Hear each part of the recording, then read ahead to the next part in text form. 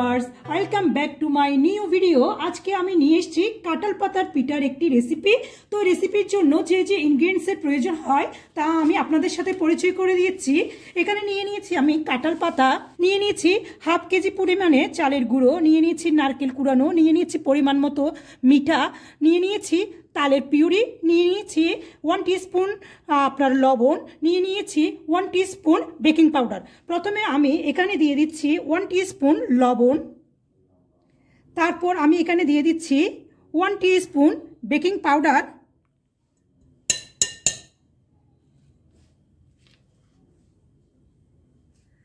তারপর আমি এখানে দিয়ে দিচ্ছি মিঠাটা আপনারা আপনাদের স্বাদ অনুযায়ী দিতে পারেন বা চিনিও অ্যাড করতে পারেন। এরপর আমি এখানে দিয়ে দিচ্ছি নারকেল কুড়ানো, এরপর আমি দিয়ে দিচ্ছি তালের পিউরি। এবার আমি ভালোভাবে মাখিয়ে নিচ্ছি। এখানে আমার আরও 1 কাপ তালের পিউরি লাগবে।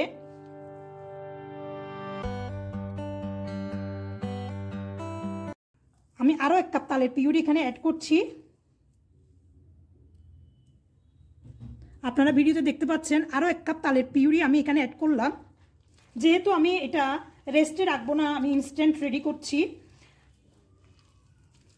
আমি এজন্য এটা তাড়াতাড়ি করে তৈরি করে নিব। এখন আমি চলে যাব কাঁঠাল পাতাগুলোকে কোন করার জন্য। এবার আমি কাঁঠাল পাতাগুলোকে কোন করছি। এই খসখসে অংশটা থাকবে ভিতরের দিকে আর তেলতেলে অংশটা থাকবে বাইরের দিকে। প্রথমে 2 হাত দিয়ে আমি এভাবে ধরলাম, ধরে ঠিক এরকম করে বটে দিলাম। এরপর আমি এখানে একটা কাঠি বা শলাদ দিয়ে এভাবে করে এটাকে বন্ধ করে দিলাম। আপনারা ভিডিওতে দেখতে পাচ্ছেন। এরপর আমি আবারও ঠিক একইভাবে এই 2 পাশটা এভাবে করে দিয়ে এভাবে বন্ধ করে দিলাম, দেখতে পাচ্ছেন। এরপর আমি কি করব, ছিদ্রটা এভাবে করে আমি বন্ধ করে দিলাম। আবারও ঠিক একইভাবে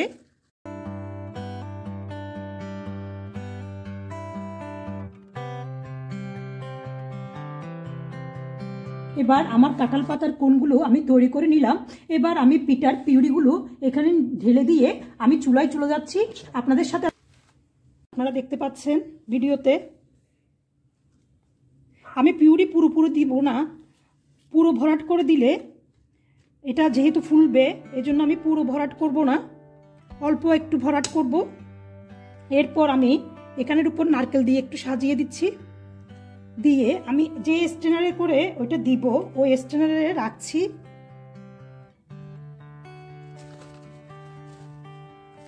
আপনারা এখানে দেখতে পাচ্ছেন আমি এখানে দিয়ে দিচ্ছি পিঠার পিউরিটা। আমি পুরো ভরাট করে দিব না, অর্ধেকটা করে দিব, কারণ যেহেতু পিঠাটা ফুললে এটা আরো উপরে উঠবে, এজন্য আমি অল্প করে দিচ্ছি। দেওয়ার পর আমি এখানটায় রাখছি। এরপর আমি বারবার একটা একটা নিয়ে আমি এগুলো তৈরি করে নিচ্ছি।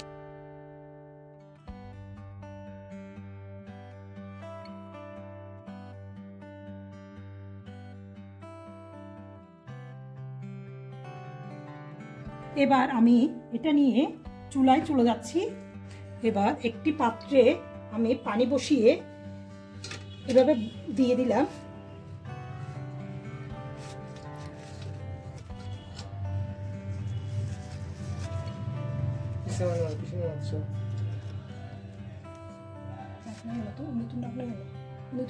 পিঠাগুলো বসিয়ে এবার ঢাকনা দিয়ে দিচ্ছি। আপনার ভিডিওতে দেখতে পাচ্ছেন। ফিরে আসছি 30 মিনিট পর। এ পর্যায়ে আমার পিঠাটা তৈরি হয়ে গেছে। আমি এখন এগুলো নামিয়ে নিব। আমি এখন নামিয়ে নিচ্ছি, দেখতে পাচ্ছেন আপনারা।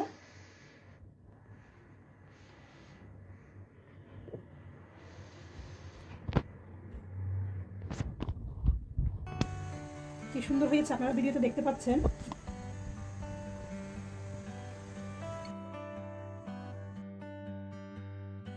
এবার আমি একটা পিঠা আপনাদেরকে খুলে দেখাচ্ছি।